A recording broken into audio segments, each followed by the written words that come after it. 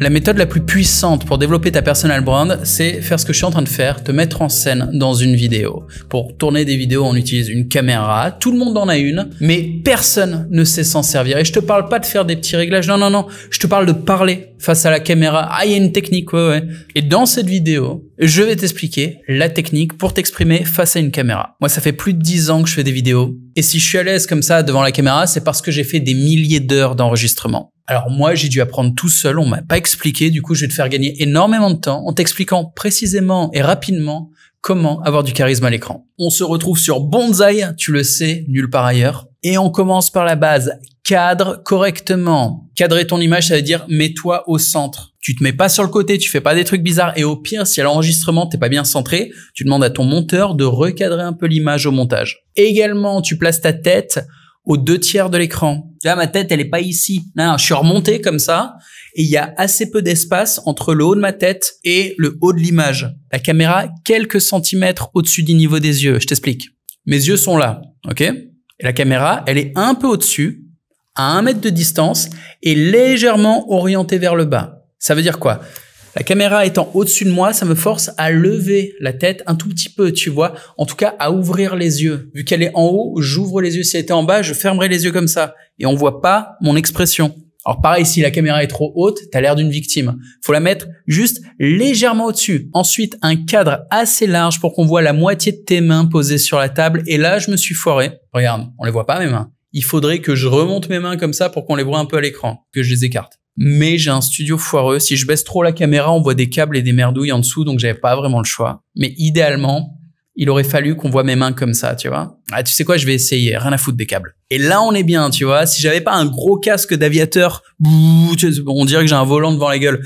Bon, si j'avais pas un gros casque comme ça, on verrait plus mes mains. Et les mains sont le principal outil de communication non verbale. Donc c'est important qu'on les voit. Du coup, tu vas dire, pourquoi est-ce que j'ai foutu un casque énorme devant moi? Eh ben ça, c'est encore du bricolage, mec. Tu les connais, mes feintes avec un micro. Là, carrément, j'ai un faux micro. De nouveau, ouais, comme d'hab, j'ai toujours un faux micro qui tient avec le casque. Enfin, c'est un bricolage. Tu vois, c'est ça mon micro, c'est pas le gros truc. Mais le gros micro, je peux pas le brancher à l'ordi parce que je me trimballe pas avec ma carte son.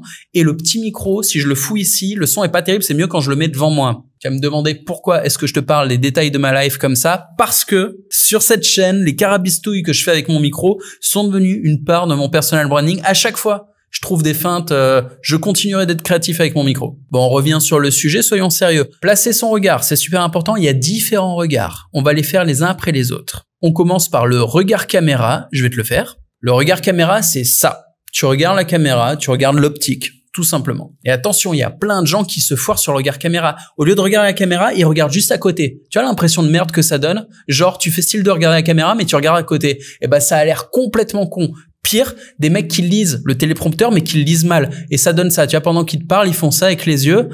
Ils sont à moitié écarquillés, tu vois les pupilles qui bougent à gauche, à droite. Quelle putain de galère, ça fait descendre ton charisme en chute libre. Non, tu regardes l'optique. Quand tu regardes la caméra, tu bouges pas, tu fixes. Comme si t'avais une cible, tu vois. Ensuite, il y a le regard interlocuteur. Le regard interlocuteur, c'est ça. Genre, tu parles à un mec qui est à côté, t'es là, ah, ça va.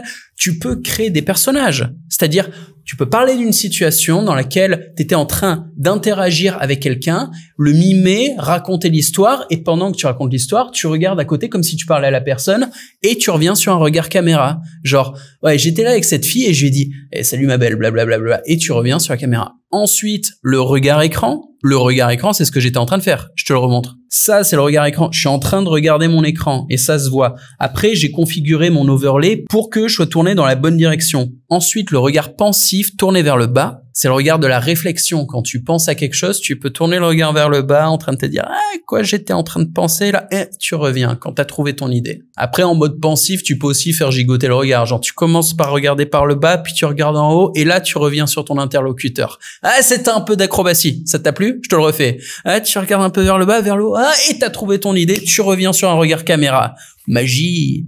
Il te faudra évidemment des années pour maîtriser ce que je viens de réaliser comme ça en improvisation. Ne t'amuse surtout pas à tenter ce genre de cascade lors de tes premières vidéos, c'est l'accident assuré. Plus simple, il y a le regard pensif en haut. Celui-là, c'est un peu celui de la mémoire, genre, où est-ce que j'ai foutu mes clés? Ah, je les ai retrouvées. Et tu vois, il y a toujours ce truc de revenir à un regard caméra quand tu raccroches à la conversation ou quand tu trouves enfin la solution que tu cherchais ou l'information que tu avais oubliée. Et bien sûr, mon petit préféré, le regard pensif vers l'horizon. Ça, c'est le regard des grands hommes, des visionnaires, tu le sais, le regard comme ça, profond, sérieux. T'as un destin, tu vois, t'es pas n'importe quelle merde. Tu regardes l'horizon parce que, tu sais pas, mais t'y vas, hein.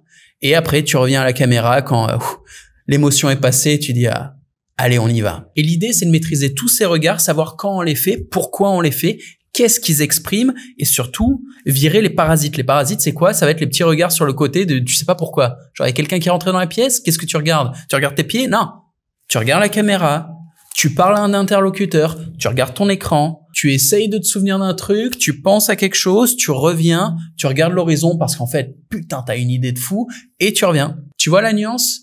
Tu fais des regards qui veulent dire quelque chose et tu vires les regards qui voulaient rien dire, qui ajoutent de la confusion et qui sont là en trop, qui polluent ta communication non verbale. Bah du coup, parlons-en de la communication non verbale qu'on appelle le body language en américain. Commence par éviter le sourire de merde. Spécial dédicace à Chris, un des créateurs que je suis, qui a le sourire vendeur de tapis. Il sourit tout le long de la vidéo. Dès le début, là, il sourit. Là, tu veux m'enculer en fait. Moi, quand je vois un mec sourire comme ça, je me dis, c'est quoi son projet? Et non. On ne sourit pas pour rien. Tu souris à un moment quand t'es heureux, mais tu t'arrêtes. T'es pas heureux tout le temps, tu vois. Tu souris parce qu'il y a une raison de sourire. S'il y a pas de raison, c'est suspect de sourire. Donc, comme je te disais, tu souris un peu quand même. Enfin, je veux dire, de temps en temps, t'es de bonne humeur, t'es vivant. Évite les mains de débile mental. Alors, le pire que tu pourrais faire, c'est applaudir tes propres blagues et rater tes mains. Bon, ça, c'est vraiment, tu vois, l'applaudissement de débile. Quand t'es pas assez précis, tu sais, ça touche à côté, merde. Alors, ça n'arrive jamais. Mais ce que vous faites, c'est que vous bougez les mains constamment. Putain, mais il lui arrive quoi à ton bras, tu vois? Il bouge sans cesse, tu parles et il y a toujours un truc comme ça. Va voir les vidéos YouTube, des petits YouTubeurs qui ont pas trop de talent, pas trop de vues non plus, et qui ont des body language tout chelou. Souvent des mecs qui ont pas fait beaucoup de vidéos, ils sont pas habitués à la caméra. Au début, soit ils bougent pas du tout, ils font la statue. Enfin, imagine que je fasse toute la vidéo comme ça sans bouger et j'arrête les expressions faciales. Donc toute la vidéo sans bouger, sans la moindre expression faciale. Et ça donnerait un truc comme ça. Et je peux te dire, mon gars, qu'au bout de 10 minutes de vidéo, t'en as plein le cul et jamais tu reviens sur ma chaîne. Et encore, tu vois, je continue d'avoir une éloquence correcte en mettant de l'accent. En vrai, ça serait quoi? Ça sera un mec qui parle de manière complètement monotone, qui ne bouge pas, dont la tête n'exprime aucune émotion. Tu tiens 30 secondes sur une vidéo comme ça, il faut bouger, il faut avoir de la vie, mais faut pas de mouvement parasitaire, faut pas bouger n'importe comment tout le temps comme ça. Et c'est assez difficile en fait de mimer quelqu'un qui a un body language pourri en impro comme ça. Non, sans déconner, c'est pas facile. Une grosse connerie que je vois de temps en temps, c'est les mains trop haut comme ça, ce qui est pas naturel, c'est juste pour qu'on les voit. Le cadrage est foireux, les mains sont en bas, donc pour qu'on les voit, ils les mettent ici, ils se disent comme ça je vais un peu parler avec les mains, je vais être plus éloquent, d'accord. Et ils savent pas quoi faire de leurs mains, ils font tourner les mains comme ça. Ou dans l'autre sens. Et c'est ça toute la vidéo où ils font des trucs comme ça pendant qu'ils parlent. Ils en font trop. Donc l'astuce, c'est peut-être de rester assez minimal, les mains posées sur la table, les mains devant comme ça. Après, tu peux aussi t'entraîner, te faire du vocabulaire avec les mains. Stop avec les deux mains. Au suivant, 1, 2, 3, comptez avec les doigts. Tout autour, à telle heure, attends, je me souviens plus, j'ai abattu ce voleur de pommes de sang-froid en pleine rue. Enfin, tu peux t'entraîner comme ça à avoir certaines expressions dans lesquelles tu utilises tes mains. Et la plupart des expressions, je le fais beaucoup, c'est des petits trucs. Là, qu'est-ce que je viens de faire? J'ai ramené les doigts vers moi, j'ai baissé le regard en disant tu, des petits mouvements de doigts. T'es pas obligé de faire des trucs comme ça, genre Non, des petits trucs genre je suis plutôt de bonne humeur aujourd'hui, t'as l'air hypnotisé par ma vidéo, ce mec a l'air complètement débile. Tu fais des petits mouvements de doigts comme ça passe, t'as pas besoin de trop en faire. Et ça se joue aussi avec les expressions faciales, c'est pareil, y a pas besoin d'être trop cartoonesque, mais faut être expressif. Avec le regard, avec la bouche et avec le port de tête. Le port de tête, c'est si tu mets la tête en avant, en arrière, sur le côté, ça exprime des choses, tout ça. Genre tu poses une question, pardon? Petit mouvement, épaule, tête, Et en dernier, trouve tes postures. Tout à l'heure, je t'en faisais une, c'est le mec qui se tient droit. Tu peux être sur le côté aussi. Tu peux être pensif, tu peux carrément être super pensif, les deux mains sous le menton, affalé sur la chaise, tu consommes des biens, décontracté du gland, et tu passes d'une posture à l'autre. Tu vois, quand tu redeviens sérieux, tu réattaques la caméra, tu te remets devant, comme quand tu négocies, et que tu vas plus ou moins au fond de ton siège, ou que tu reviens vers ton interlocuteur. Évidemment, pendant que tu fais la vidéo, tu ne calcules pas tout ça. Donc, tu te fais des sessions d'entraînement, tu fais des sessions, une demi-heure, 1 heure, face à un miroir ou face à la caméra, et tu testes. Vraiment. Tu testes des positions de main, tu testes différentes postures, tu testes des expressions faciales, tu vois ce qui passe. Tout comme, quand tu t'entraînes à l'oral, tu t'enregistres. Tu fais tes vidéos et tu les écoutes, tu les montes, tu vois ce qui passe, ce qui ne passe pas. D'ailleurs, on va en parler, de comment parler à la caméra. Imagine que tu parles à ton pote. La caméra, elle fout la pression. On parle pas pareil à la caméra que quand on parle naturellement dans la vraie vie. Du coup, quand t'as la caméra, oublie-la. Imagine que c'est ton meilleur pote, le mec ou la nana avec qui t'es le plus à l'aise, tu vois. Tu vois cette personne, tu te sens bien, tu te sens intelligente, tu te sens en confiance, tu te sens détendue, tu te sens généreuse, inspirée, et tu parles à ton meilleur pote. Ça se passe bien, t'es en train d'avoir une bonne conversation. Également, échauffe-toi en parlant trop intensément.